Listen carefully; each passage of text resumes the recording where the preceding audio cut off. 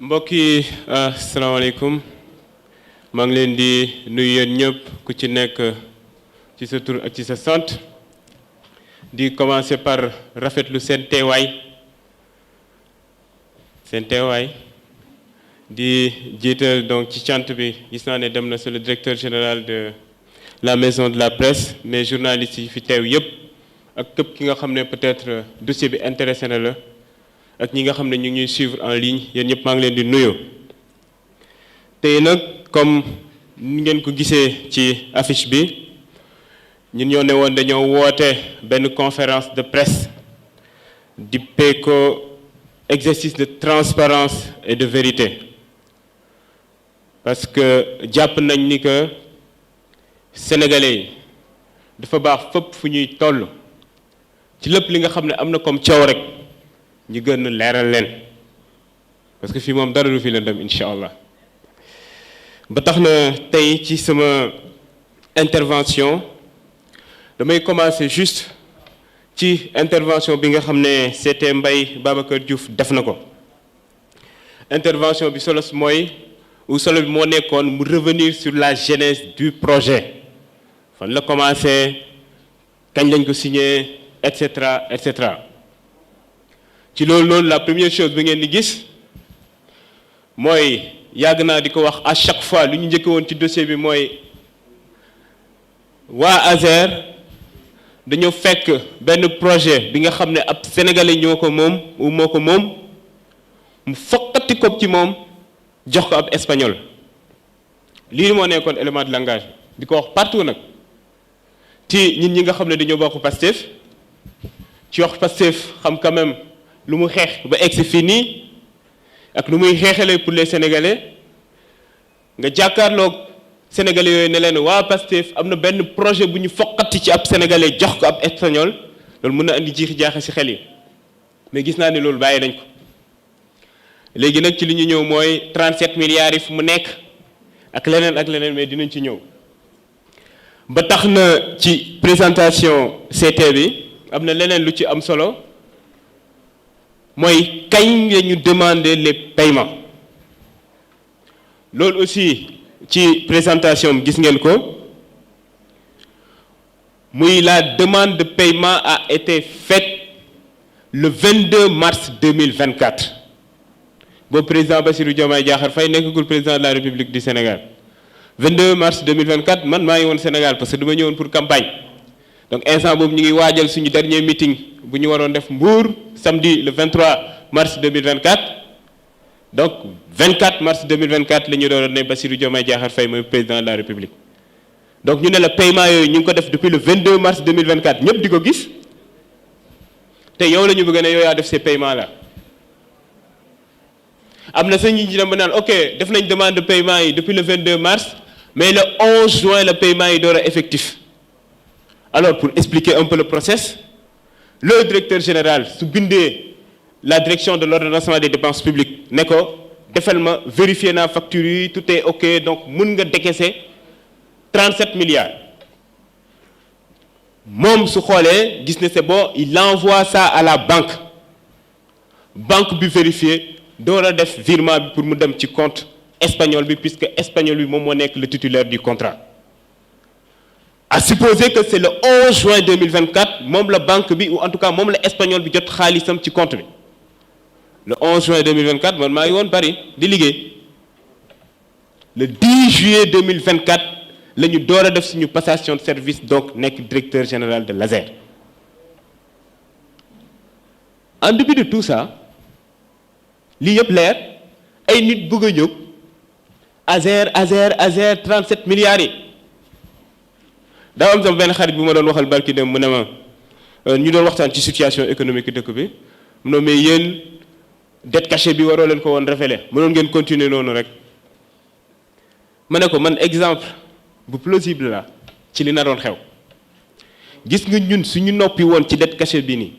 dawal benn at waxatuma ñaar ba keneen gën rek wax ko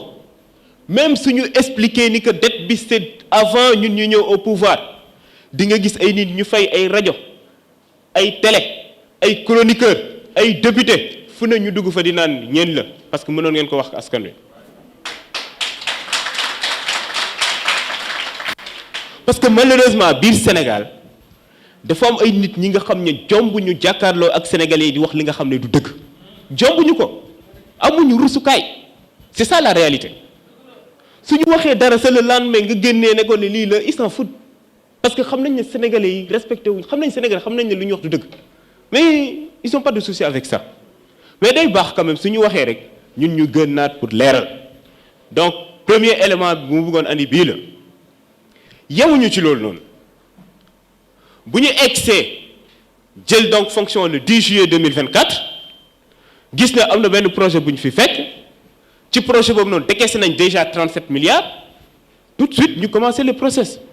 lu ñu njëkk a def mooy audit interne bi am lu mu ñëwoon ñu ne dañuy engagé waat beneen audit externe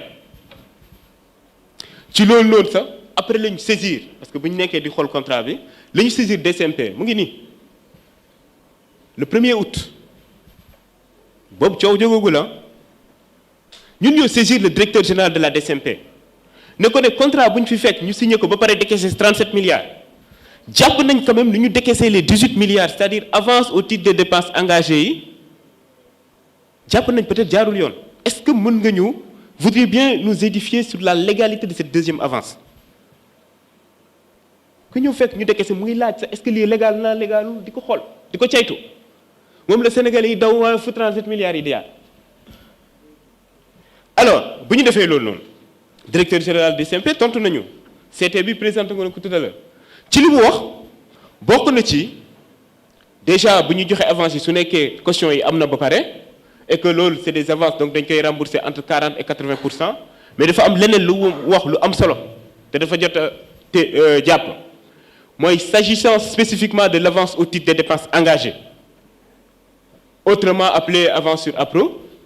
c'était à l'autorité contractante de vérifier d'abord avant mu koy def loolu moo tax audit bu ñu def muy interne externe bi am solo suñu procédure ñun ASER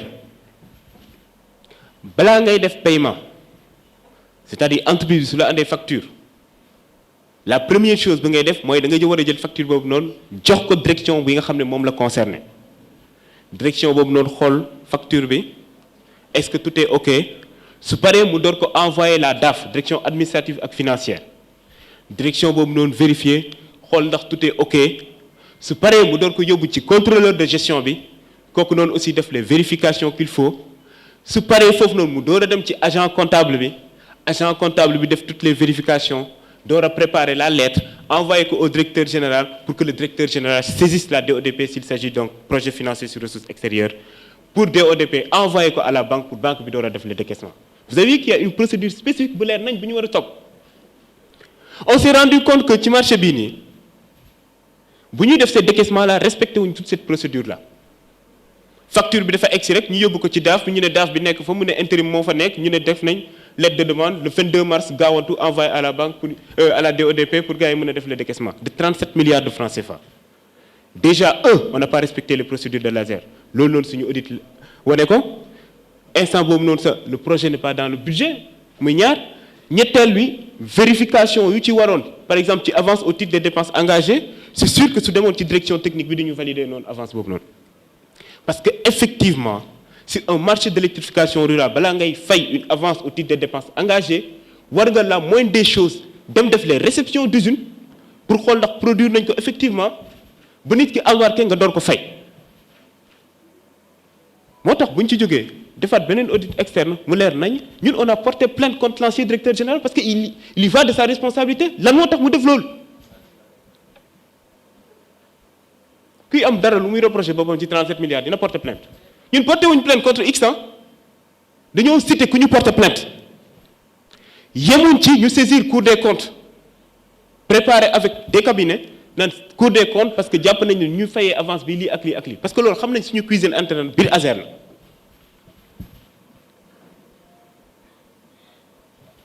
ci 37 milliards yi pire encore xam nga 37 milliards yi lu tax coow li gën a bëri c'est que bu ñuy fay les 37 milliards dafa am lu nekkoon ci suuf parce que boobu entreprise espagnole bi ak entreprise sénégalaise bi y avait pas de souci